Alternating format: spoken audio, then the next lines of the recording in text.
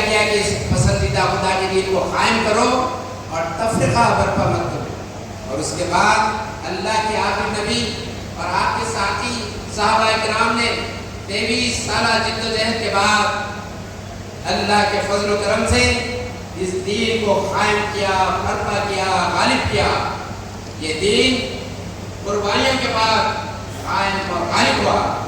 سلسلہ 30-40 سال تک جاری رہا خلافت کا، لیکن اس کے بعد ملت میں انتشار اور خلافت کا دور ختم. اور خلافت کا دور ختم ہوا، ملت کے حوالے ذلت، رسوائی آنا شروع ہوئی. یہ صورتحال عرصے دراز سے جاری تھی. اللہ تبارک و تعالیٰ نے ایسی شخصیتوں کو پیدا کیا. پھر ایک بار انہوں نے غور کیا کہ یہ ملت کی کھویا ہوا مقام کس طرح حاصل کیا جائے. وہ پوزیشن جب ملت چھوڑ چکی تھی، مس کر چکی تھی، اس کو پھر ایک بار حاصل کیسے کیا جائے. اردو دنیا میں سید ابوالعلا مودودی علیہ رحمہ، عرب ورلڈ میں خطب سعید اور حسن البنا، ان لوگوں نے اللہ کی کتاب کا بڑے غور سے مطالعہ کیا. اللہ کے پیارے نبی کی کاوشوں کو بڑی سے غور سے دیکھا اور پھر اس نتیجے پر پہنچے کہ اللہ کا پسندیدہ دین کو قائم اور غالب کریں گے، اسٹرگل کریں گے، کوشش کریں گے، تبھی ملت کا مقام بلند ہوگا. وہ کھویا ہوا پوزیشن پھر حاصل ہوگا جس کو ملت نے کھو دی. اللہ کے فضل و کرم سے مولانا مودودی علیہ رحمہ نے اسی شہر سے ایک آرٹیکل لکھا اور لوگوں کو متوجہ کیا کہ اگر تم کھویا ہوا مقام پھر حاصل کرنا ہے، اس لیے کہ ملک کی جو صورتحال تھی، ایک طرف تو آزادی کے نعرے، دوسری طرف عزت کی بات، تیسری طرف زبان پہ کلمے لا الہ الا اللہ، آنکھوں میں چڑھنا ہرا جھنڈا، لیکن اسلام سے عملی طور پر اسلام سے وابستگی بہت کمزور. مولانا مودودی علیہ رحمہ نے لوگوں کو متوجہ کیا. 70 سے زیادہ لوگ آپ کے کال پر جمع ہوئے اور اس بات پر متفق ہوئے کہ امت مسلمہ پھر ایک بار اپنا کھویا ہوا مقام حاصل کرنا ہے تو دین کی اقامت کی جدوجہد کرنا ہے، ایک تحریک اسلامی سے وابستہ ہونا ہے، ایک صالح اجتماعیت سے تعلق کو جوڑنا ہے. بات آگے بڑھی، ملک تقسیم ہوا. جو لوگ اس نظم العین سے وابستہ ہوئے تھے ملک کے اس حصے میں کچھ چلے گئے اور کچھ حصے میں ادھر باقی رہ گئے. یہاں جو لوگ باقی تھے وہ سوچ رہے تھے اس مقصد اور نظم العین کو کیسے حاصل کریں. ملک تقسیم ہو گیا مذہب کی بنیاد پر. اس موقع پر مولانا ابواللیث علیہ رحمہ نے یہاں جو بچے ہوئے ارکان جماعت تھے انہیں متوجہ کیا، انہیں کال کیا، انہیں بلایا کہ یہ مقصد اور نظم العین ہم اپنی زندگی سے وابستہ کر رہے ہیں، ملک سے نہیں. ملک کی تقسیم ہوتی تو کوئی معنی نہیں ہے. ہم جب تک زندہ رہیں گے، جہاں بھی رہیں گے، اس جدوجہد میں حصہ لیں گے. اس وقت کے سرکردہ علماء کرام مولانا ابواللیث کو متوجہ کیے، توجہ دلائی کہ ابھی تو ملک تقسیم ہوا، ابھی تو اسٹیشن اپنے سے جو خون کے دھبے نہیں مٹے، فضاؤں سے شہداء کے خون کی خوشبو ختم نہیں ہوئی.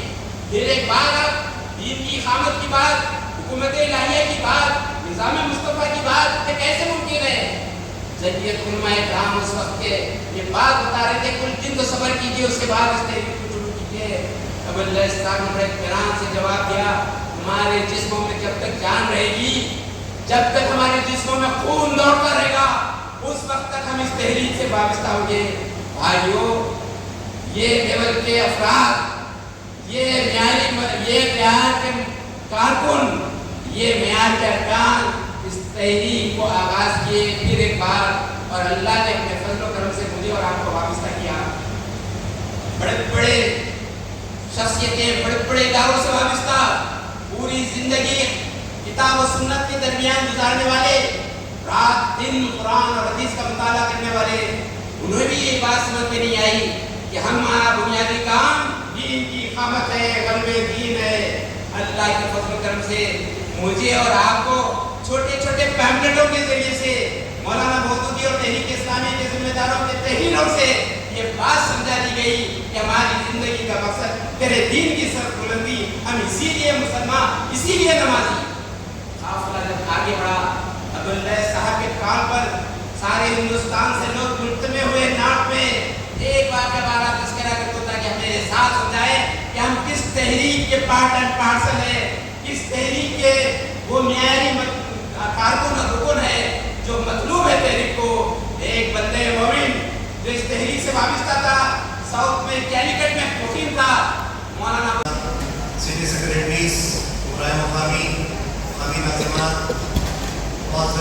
حضرات مرد خواتین، السلام علیکم ورحمۃ اللہ وبرکاتہ۔ شہر حیدرآباد کے اس تنظیم اجتماع میں تمام ارکان شہر حیدرآباد کا تہہ دل سے استقبال کرتا ہوں۔ آج کے اس اجتماع میں سے ساری انسانیت کے سامنے رکھا ہے۔ مخاطب آپ صلی اللہ علیہ وسلم ہیں، لیکن جواب دیں ساری انسانیت۔ اللہ فرماتے ہیں أَفَمَنْ يَعْلَمُ أَنَّمَا أُنزِلَ إِلَيْكَ مِنْ رَبِّكَ الْحَقُّ كَمَنْ هُوَ أَعْمَىٰ۔ کیا وہ شخص جو یہ جانتا جس کا ایمان ہے کہ جو کچھ آپ کی طرف آپ کے رب کی طرف سے نازل کیا جا رہا ہے وہ حق ہے، جس کا علم ہے، جو جانتا ہے کہ آپ کی جانب جو کچھ نازل کیا گیا وہ حق ہے، صداقت ہے، اس کے اندر کسی قسم کی غلطی نہیں ہے، کسی قسم کا جھوٹ نہیں ہے، کسی قسم کا دھوکہ نہیں ہے، وہی کامیابی کا مدار ہے، اس کے بغیر کامیابی کسی کو نہیں مل سکتی۔ تو کیا یہ ایمان رکھنے والا بندہ کمن ہوا اعمیٰ شخص کی طرح ہو سکتا ہے جو اندھا ہو، جس کا ایمان نہ ہو، جو اللہ کے رسول صلی اللہ علیہ وسلم پر ایمان نہ رکھتا، وہ اللہ کی اطاعت کرنے والا ہو۔ اسی طریقے سے جو امیر کی نافرمانی کرتا ہے، اللہ کے رسول صلی اللہ علیہ وسلم نے فرمایا وہ میری نافرمانی کرنے والا ہے، اور جو میری نافرمانی کرے گا وہ اللہ کی نافرمانی کرنے والا ہوگا۔ اس طریقے سے اللہ سے کیے ہوئے عہد، وہ تمام عہد جو کسی بھی حیثیت میں ہم نے اللہ کے ساتھ کیے، رسول کے ساتھ کیے، اپنے اولو الامر کے ساتھ کیے، اور اسی طریقے سے ہمارے اپنے سماج میں جو کچھ انسانوں کے مابین جائز حدود میں، اللہ کی اطاعت میں، معروف میں عہد ہوتے ہیں، وہ سارے کے سارے عہد اس میں شامل ہیں۔ وَلَا يَنقُضُونَ الْمِيثَاقَ، اللہ تعالیٰ فرماتے ہیں عہد کو نہیں توڑو۔ ڈر کے ماحول میں، خوف کے ماحول میں، امن کے ماحول میں، سلامتی کے ماحول میں عہد الگ الگ نہیں ہوتے، ہر حال میں ایک ہی عہد ہوتا ہے۔ استقامت کا مطلب یہ ہے کہ جب کبھی آزمائش کا مرحلہ آئے، جب کبھی مصیبت کا مرحلہ آئے، اس میں ثابت قدمی کا مظاہرہ۔ سمجھ میں نہیں آیا کہ میری بات، یہی چیز ہر ہمیشہ، اور پھر سامنے والا بھی یہی سوچتا کہ پھر انہیں نہیں سمجھا۔ بڑا مسئلہ ہے، بے نام تجزیہ کرنے کی ضرورت ہے کہ اللہ کے رسول صلی اللہ علیہ وسلم نے فرمایا کہ جو بندہ رشتہ کاٹتا ہے وہ جنت میں داخل نہیں ہوگا، تو صلہ رحمی ہے۔ پھر حضور میں اللہ سبحانہ و تعالیٰ آگے یہ بھی فرماتے ہیں کہ یخشون ربہم، اپنے رب کی خشیت ان کے دل کے اندر ہوتی ہے۔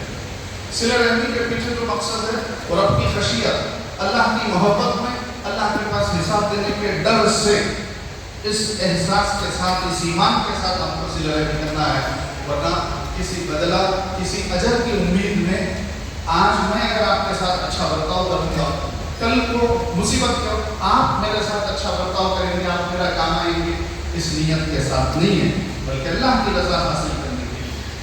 پھر آگے اللہ تعالیٰ فرماتے ہیں رب کی خشیت اور برے دن کا، برے حساب کا ڈر۔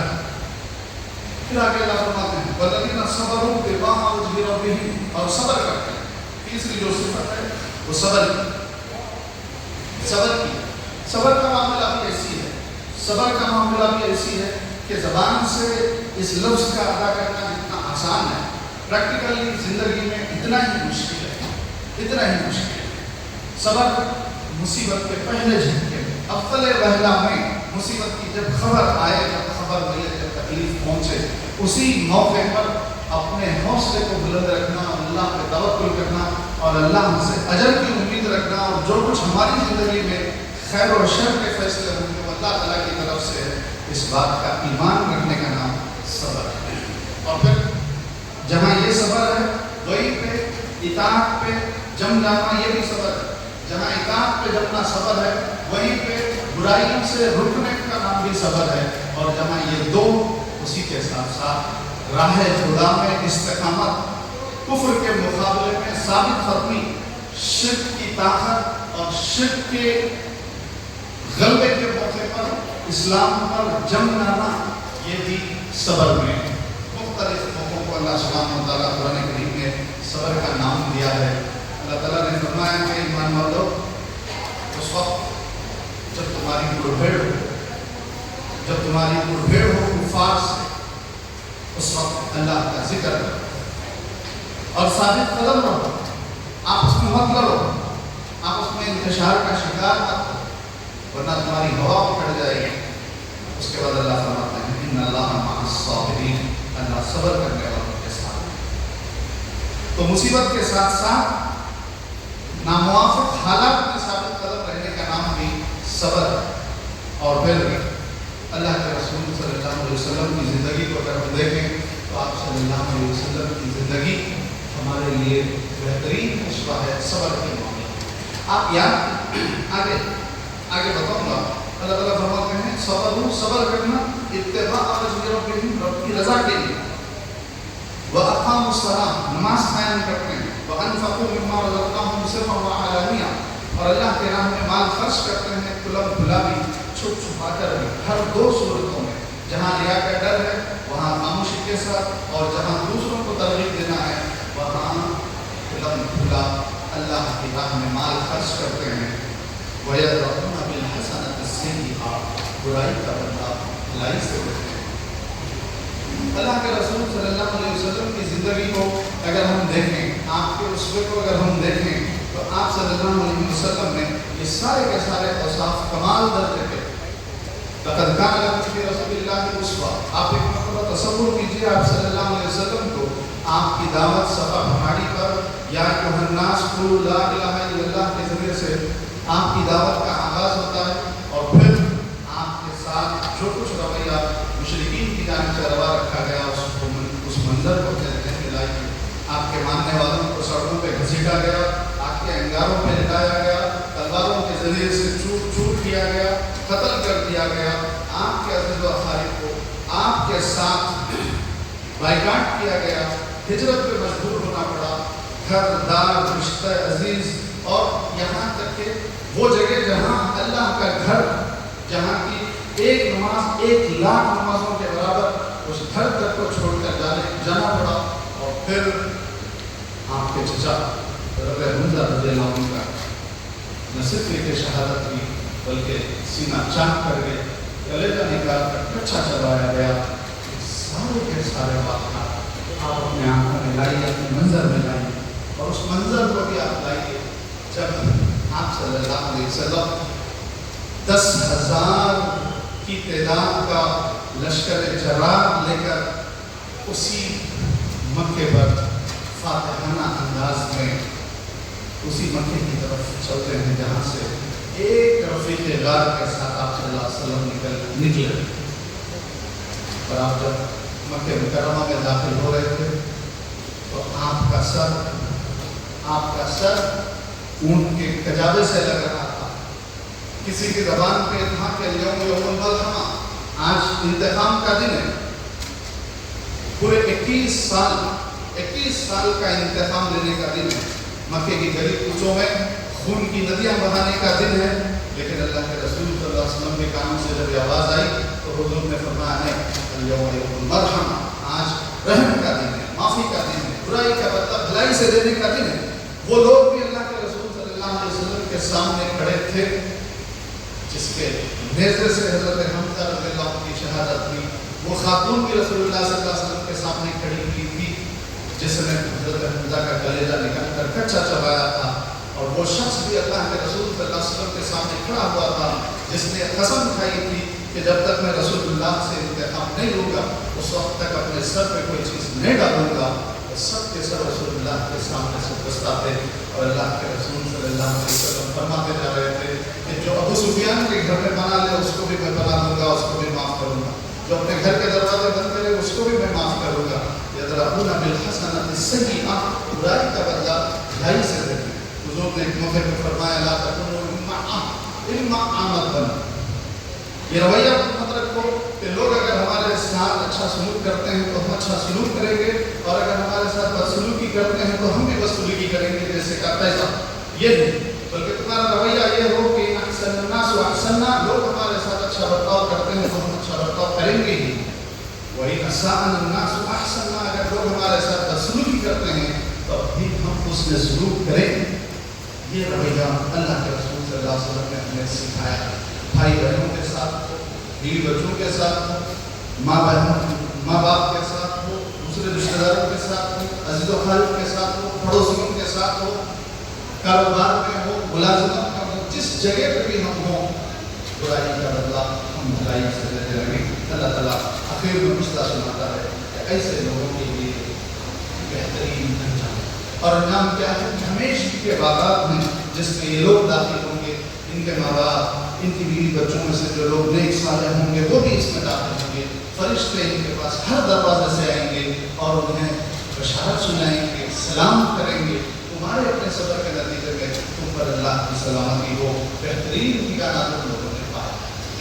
اس کے مقابلے میں اللہ سبحانہ و تعالیٰ تین لفظوں میں دوسرے کردار کو بیان کیا کہ جو لوگ اللہ کے عہد کو توڑتے ہیں، صلہ رحمی نہیں کرتے، رشتوں کو قطع کرتے ہیں اور زمین میں فساد برپا کرتے ہیں، ان کے لیے لعنت ہے اور ان کا ٹھکانہ بہت ہی برا۔ دو انجام اللہ سبحانہ و تعالیٰ ہمارے سامنے، سارے انسان کے سامنے واضح کیا۔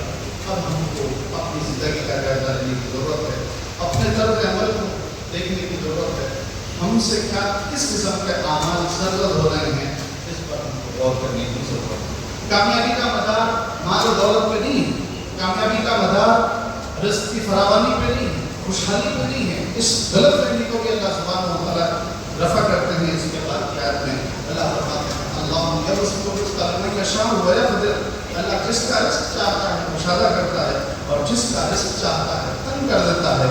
کامیابی رزق کی فراوانی پہ، رزق کی وسعت پہ نہیں ہے، کامیابی رزق کی تنگی پہ نہیں ہے۔ تنگی اور فراخی رزق اللہ کی رضا کے ساتھ وابستہ نہیں، اللہ کی رضا کے ساتھ جو وابستہ ہے وہ ایمان، عمل صالح، وہ ایمان اور عمل صالح۔ وہ فریقوں بالحیات دنیا، جنہیں یہ فلسفہ سمجھ میں نہیں آتا، وہ لوگ دنیا کی زندگی پہ خوش ہوتے ہیں۔ دنیا کی زندگی آخرت کے مقابلے میں سوائے یوز اینڈ تھرو پیپر استعمال کرے اور پھینک دیے، اس سے بڑھ کے دنیا کی زندگی کی کوئی حیثیت نہیں۔ اللہ سے دعا کرتا ہوں کہ اللہ تبارک و تعالیٰ ان